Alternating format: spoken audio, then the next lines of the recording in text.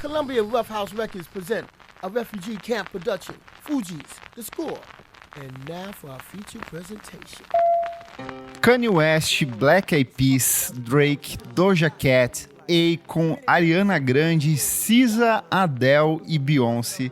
Esses são apenas alguns dos artistas declaradamente influenciados pelo cultuadíssimo The Score, segundo álbum de estúdio do Fugees, trio de Nova Jersey formado pelo Wyclef Jean, Pras Michael e a maravilhosa Lauryn Hill.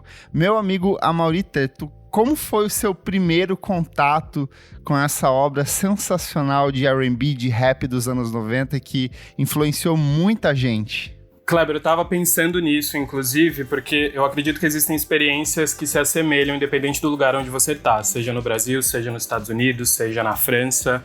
A questão de ser negro, a questão de ser pobre ou imigrante ou periférico. O meu primeiro contato poderia ter partido daí, com Fugees e o The Score. Não foi.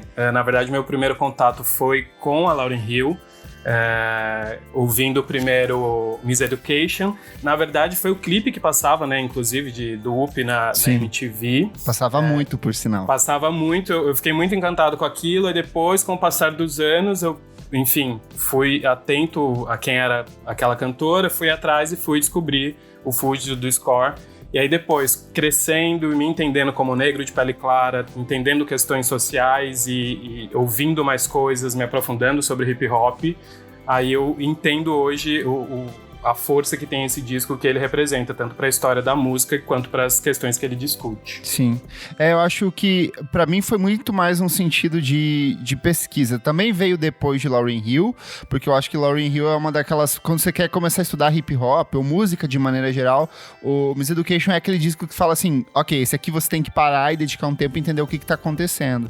E aí, quando você sente o baque desse disco, você quer... Putz, que outras coisas essa mulher incrível fez? E aí você descobre que ela não fez mais nada em carreira solo, além de um disco acústico, e aí você fala assim, como assim essa mulher não fez mais nada? Aí você percebe, não, ela tem um grupo anterior a isso, e aí eu acho que meio que é a segunda parada depois de Lauryn Hill, porque você fica numa angústia de o que essa mulher pode me oferecer a mais além desse trabalho incrível, né? E eu acho que é super natural a gente acabar voltando pra ele, e eu lembro que... Eu gosto muito de pegar, assim, quais são os melhores discos dos anos 80, 90, 2000, e aí eu vou ouvindo, um por um, assim.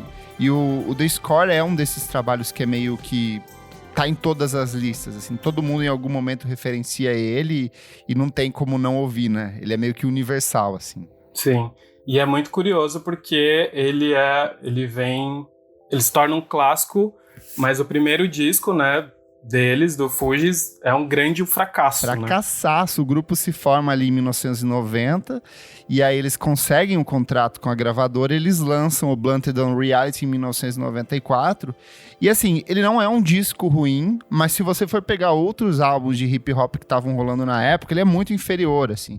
E ele é bem um disco divisível, assim, porque pra dar um contexto do hip hop na época, a gente tinha duas cenas muito fortes. A da Costa Leste, que era muito mais encabeçada ali pelo A Tribe Called Quest, o De La Soul, que tinha uma temática muito mais melódica, ele era um som muito mais aprazível e comercial nesse sentido de dialogar com as massas, até por conta da mensagem que esses caras traziam, que era uma mensagem de cunho social, mas com foco mais esperançoso em alguns aspectos, que era o oposto do que acontecia na Costa Oeste, né? Que a gente vai ter muito mais sentado na questão do gangsta rap, a gente vai ter a ascensão do Dr. Dre, vai ter Snoop Dogg, vai ter uma pegada muito mais diferente, muito mais pesada até do que estava rolando ali. E eles ficam nesse meio termo, eles eram um grupo de Nova Jersey, né? Então, eles tentam meio que se encontrar e esse disco não funciona, né? Não rola. Inclusive, uma coisa que eu acho muito interessante de se pensar no Fugees e nesse disco, que acaba nascendo como um clássico, é a junção dos três, né? Que são três artistas de excelência, e trazem no nome aí Fugees, que vem até da origem, né? Tanto do Pras Mitchell quanto do Wyclef Jean, que são de origem haitiana.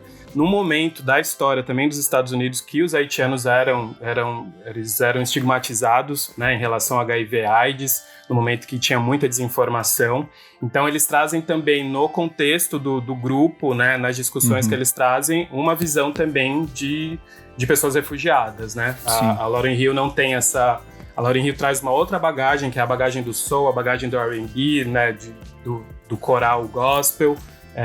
Mas essa mistura eu acho muito rica e muito inédita ali também no contexto dos anos 90. Uma outra coisa também que vale pontuar é que nesse período os grupos de hip hop ou eram majoritariamente, ou eram só mulheres ou eram só homens. Né? Normalmente era aquele quarteto masculino, que é uma coisa que até replicou aqui no Racionais no Brasil, assim, era muito característico na época. Sim, e esse formato que mistura os gêneros surge de uma forma inédita ali com eles, né?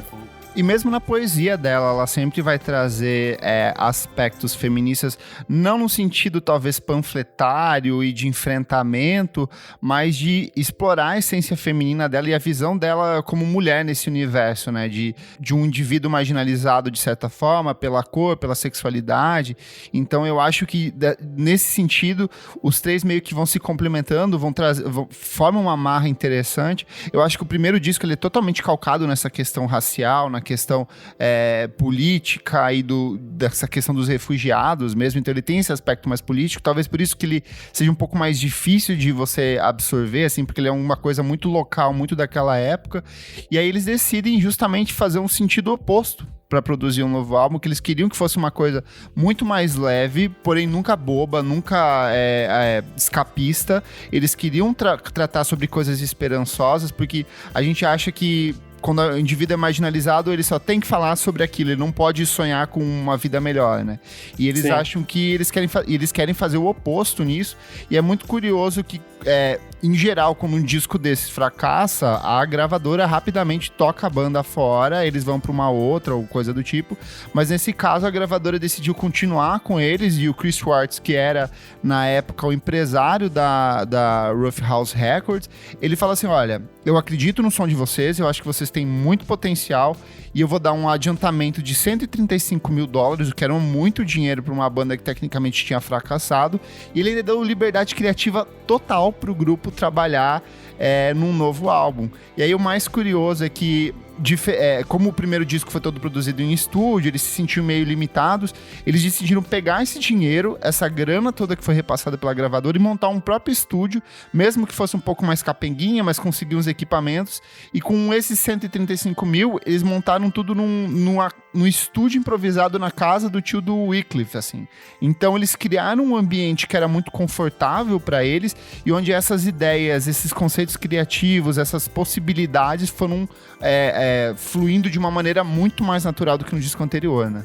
Talvez essa seja provavelmente a melhor segunda chance, né, para um grupo, porque aí eles se reúnem e aí formam um caldeirão aí de referências de soul, R&B, de hard rock, soft rock, tem aí música caribenha, especificamente reggae, que tá muito dentro aí do que eles trabalham, e tem essa reunião aí e força total para a realização do disco. E assim, embora pareça algo absurdo, era muito comum que as bandas, os artistas na época pegassem esses adiantamentos e montassem seus próprios estúdios. Assim, o deles foi concebido toda a partir de equipamentos um pouco mais antigos, não tinha nada muito novo ali, e a coisa fluiu.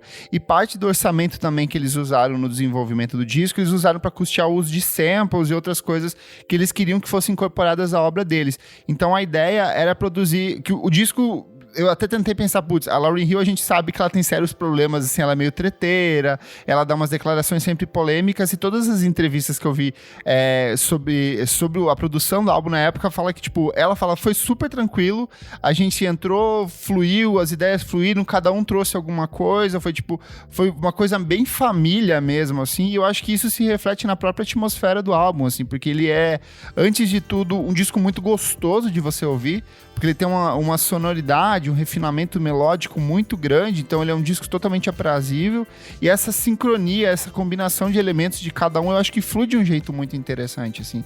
Uma hora um tá cantando, outra hora chega a rima, daí vem um sample, e aí costura o sample com uma interpolação de alguma coisa que eles vão fazendo ali, então eu acho que é um trabalho essencialmente orgânico, e eu até acho curioso, assim, The Score, normalmente Score é a trilha sonora composta, né, não é uma OST, é a score, é a música incidental que tá tocando ali no filme. E eles queriam transportar essa atmosfera como se fosse uma trilha sonora da vida deles naquele momento pra dentro de estúdio. Então vem muito disso. E aí, assim, a primeira vez que eu fui ouvir o álbum, eu achava que era a trilha sonora de algum filme, assim, porque eu pensava, tipo, do Fugees, The Score, sabe? Não conseguia entender que era o conceito que eles estavam abordando ali. Sim, e para além da criação, né, de composições originais, existem aí releituras de algumas músicas. A questão dos samples é um ponto à parte também, porque é incrível pensar, sei lá, na coleção de vinis deles e na pesquisa de som deles, porque tem coisas dos anos 60, enfim, até 90 e tantos, vai ter N aí que eu acho que você vai citar. Aqui algumas das coisas. Tem Delphonics, tem Tina Marie, tem The Temptations, tem África Bambata, e a Enya, que o Amaury falou, é a música Bodice. Ela foi usada em Radio Not, a basezinha dela, e quando a Enya soube que uma banda de hip hop estava sampleando ela ficou putaça, e ela já entrou com um processo em cima da banda. E aí quando explicaram, olha, dona Enya, senta aqui então, essa galera não é uma galera de gangsta rap, eles trazem uma mensagem, tem um fundo esperançoso na proposta deles. Ela falou, então tudo bem, deixa seguir com essa base ali, né? Sim.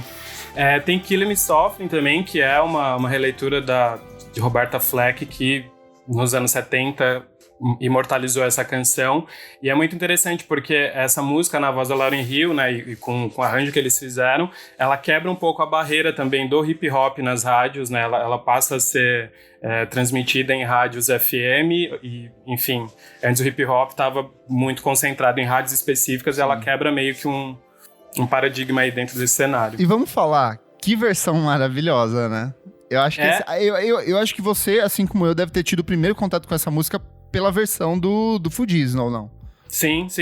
E aí depois que você vai descobrir, enfim, realmente uma versão que é muito própria. Eu acho que é uma recriação Sim. da música mesmo. É muito especial. É a minha preferida do disco, obviamente. Tô ali com a Lauryn Hill para o que ela precisar. Mas sim, é uma versão tipo, muito rica e muito, muito forte do som. Eu tanto gosto dessa versão que a primeira vez que eu ouvi a da Roberta Fleck depois, eu achava que era uma versão do Fugees, sabe? Que o Fugees tinha feito essa música. Eu falei, putz, é sensacional. E de fato, eu lembro que ela, aqui no Brasil, eu sei que ela tocou muito e ela toca muito, assim, se você ligar numa Alpha FM de madrugada, vai tocar essa música, porque, tipo, ela é um desses R&Bs muito, muito standard, assim, no sentido de toca em todos os lugares, tipo Xadê com Smooth Operator, sabe? Sim. É uma dessas músicas que alcançou um status de popularização tão grande que é difícil não tocar. E que a cada geração acho que vai se renovando, né? Sim. Porque vai acabando entrando em uma trilha sonora de filme, num comercial, tipo, tem realmente uma força única ali da canção. Outra versão que é sensacional que tá ali no disco é a No Woman No Cry, que diversos artistas já regravaram. O Gilberto Gil aqui no Brasil regravou e foi um sucesso tremendo quando ele traz essa versão. Mas a versão do disco do Fugees, ela é totalmente diferente da versão original, assim, ela tem tanto a versão tanto Killing Me Softly quanto ela tem essa coisa da batida um pouco mais destacada e dessa voz da Lauryn Hill, que ela sempre alterna entre essa coisa de canto, meio rima, então assim, tem uma fluidez muito característica, né? E tem essa roupagem pop, assim, no final das contas. Você tá ouvindo um disco de hip hop, mas ao mesmo tempo é isso, os samples e toda essa sonoridade que eles trazem de diferentes pontos de músicas muito radiofônicas americanas também, tipo, torna o trabalho muito especial, assim. Tipo, e tem essa questão da Lauryn Hill também, que sempre são interpretações muito incríveis, porque ela é muito segura e aí tem muita força e tem muita leveza ao mesmo tempo ali no que ela canta. Tipo, é um jeito muito bonito de cantar mesmo. Eu acho que uma das coisas que mais me chamou a atenção agora, reouvindo o disco pra produção da pauta, é o quanto ele me parece ainda um disco muito moderno, muito atual, assim, tanto na questão dos temas sociais que ele aborda, quanto na estrutura de R&B que ele traz pra dentro do disco, assim, e aí eu acho que é muito mais pelo fato de que toda essa geração atual replica muito conceitos do Fugees, sabe? Frank Ocean, essa coisa de alternar entre o canto e rima o tempo inteiro. Então eu acho que esse desdobramento melódico, que é muito característico do trio, continua a reverberar em uma série de discos recentes. Então, ouvir o Fugees hoje me passa essa sensação de que parece um trabalho atual, parece que ele foi lançado uma sexta-feira de lançamentos, assim, e ele continua super atual até hoje, sabe? Sim. Eles realmente diversificaram a voz do gueto ali e criando possibilidades para, enfim, o hip hop pode dialogar com qualquer gênero, com qualquer pauta, de formas diversas, assim, pode tocar numa rádio FM, sabe? Sim. E eu acho que para além das questões das versões, as músicas originais compostas pro disco são muito boas e tem também essa fluidez de elementos. Tanto Ready or Not quanto Fugees lá, elas têm essa coisa de... vem as rimas dos caras, aí a Lauryn Hill corta com um cantão, e daí no final da música os três se encontram, então fica uma combinação de elementos que eu acho sensacional, e até o motivo da gente estar gravando agora, porque o disco está completando 25 anos de lançamento, e aí o trio decidiu inusitadamente voltar para fazer uma série de apresentações nos Estados Unidos. Miss Lauryn Hill precisa aí pagar os boletos dela e sem sonegar impostos dessa vez, senão ela vai presa. E aí eles voltaram com essas apresentações, eles fizeram uma apresentação meio que secreta no Brooklyn e foi sensacional, assim, porque você vê o entrosamento dos três 25 anos depois continua tão incrível quanto na época em que o trabalho foi lançado. Sim, inclusive tem vídeos no YouTube de várias faixas dessa apresentação. Sei lá, falar dos barracos e bastidores e conflitos do grupo daria um outro episódio aqui do podcast. A gente só pode comemorar mesmo de que eles tenham, enfim, entrado num acordo para reviver esse disco no palco. E, enfim, é um privilégio para quem conseguir ver isso ao vivo, e realmente dá para ver que eles estão em ponto de bala ainda, assim. Sim. E aí, só para falar um pouco também da questão, o disco ele é assinado em produção pelos três, então é muito difícil falar quem fez o quê, porque foi tudo tão orgânico, eles estavam sempre tão presentes no processo de composição que eles assinam como trio, mas tem interferências de alguns outros artistas, entre eles o Salaam Remi, que anos mais tarde, esse aqui é o primeiro grande trabalho que ele colabora, assim, e anos mais tarde ele vai ficar muito conhecido pelo trabalho primeiro com o Nas e depois com a Amy Winehouse no álbum icônico dela, assim, então ele vira tipo um parceiraço. Eu acho que o próprio Remi acaba pautando muito do que vai ser o jeito do R&B, do neo soul e do soul dali pra frente, com base nas estruturas desse disco também, né? Sim, tem um artigo da Pitchfork que dá ao Salaam Remi o posto de responsável aí pelo sucesso, pela amarração de tudo que eles fizeram como trio. Não sei se eu acredito ou não, mas enfim, é uma participação importante e que, obviamente, vendo a carreira dele depois, com Amy Winehouse, Nas e outros artistas, dá pra ver que o dedo dele fez muito bem ali no disco. E fez também que, além do disco alcançar o topo da Billboard 200 e da Billboard R&B, o disco vendeu 6 milhões de cópias somente nos Estados Unidos, na época em que ele foi lançado. Tocou exaustivamente em rádio, em MTV, em tudo quanto é lugar. Então ele é um disco que teve uma altíssima circulação. Como a Mauri falou, ele é um dos primeiros trabalhos a romper com essa coisa do hip hop poder tocar em outras rádios, em outros campos, assim. E é curioso que seja justamente por um trio de artistas negros, porque na maioria dos casos a gente sabe que sempre é um cara branco que faz esse ponto de transição, de se apropriar da cultura e levar, e o público abraça. E aqui não, é o contrário, de fato são artistas negros conseguindo esse espaço de um jeito muito significativo. E para além disso, o trabalho saiu muito bem no Grammy, né? Ele foi indicado, teve 2 indicações, incluído álbum do ano e álbum de rap, e ele vence na categoria rap, então meio que dá esse aval. E eu acho que mais do que isso, o score, ele meio que abre passagem para as carreiras solos de cada colaborador, né? Eu acho que a mais significativa, por motivos óbvios, é a Lauryn Hill, porque ela é, de fato, uma puta de uma compositora, ela começa a trabalhar com muita gente por conta desse disco, então vai ter letra da Erykah Badu, que é composta pela Lauryn Hill, música do Outkast, que vai ter algumas coisas que são da Lauryn Hill, vai ter Mary J. Blige, então vai ter todo mundo da época meio que vai se inspirar de alguma forma no trabalho dela, e ela, quando se lança em carreira solo, vem esse fenômeno que é o Miseducation of Lauryn Hill, em 1998, que é o grande álbum que leva praticamente todas as principais categorias do Grammy quando ele vai concorrer, e consolida ela como esse grande nome do hip hop, do soul e do R&B, tanto dos anos 90 como da música de maneira geral, né? Sim. São trabalhos muito, muito específicos, assim, tanto essa dela com Fugees e o Miseducation, que eu fico tentando entender, assim, é o ponto alto do artista, até porque depois ela encerra, não faz mais nada, né, tipo, apenas as composições, mas eu acho muito curioso, é uma potência muito forte de alcançar um nível ali de status, como que eu fico muito curioso para saber, né, a vida desse artista, de conseguir trazer uma visão de mundo da arte dela, tipo, de uma forma tão avassaladora, tipo, não... Eu acho muito curioso. Eu até me questiono, assim, eu acho que a gente pode se reencontrar para gravar um sobre o Miseducation quando ele completar algum aniversário aí, mas eu acho, eu nunca vi como um problema isso, eu acho que, porra, ela lançou o grande disco de rap, assim, e precisa lançar mais, sabe? Ficar se arrastando numa carreira, se ela sente que ela já deu tudo que ela tinha que dar nesse disco, então eu realmente não acho um problema, e o próprio fato do Fugees também ter lançado esse disco e depois nunca mais ter lançado nada, eu acho que primeiro cria uma mítica que é super importante pro artista, sabe? Essa coisa de uma discografia muito curta, uma obra única, então você cria essa sensação de um trabalho mágico, meio que místico, e que, tipo, é só isso e você vai ter que se contentar com isso. E, sei lá, eu acho que às vezes é muito difícil mesmo, porque o resto da vida você vai ser comparada com isso. Qualquer outra obra que você for produzir, quando é uma obra muito seminal, vai ficar sendo comparado o que você faz posteriormente, né? Então, eu me satisfaço com o que ela lança aqui com o Score e com o Miseducation. Gostaria muito de ver o que ela pode fazer mais, mas se ela não quer fazer, quem sou eu pra ficar exigindo, né? Quem somos nós? Exato. Tá tudo bem. Muito obrigado pelo que foi feito até aqui. Eu quero saber, Amaury, quais... Você já falou que a versão de Killing Me Softly é a sua música favorita, mas que outras faixas desse disco incrível você gosta?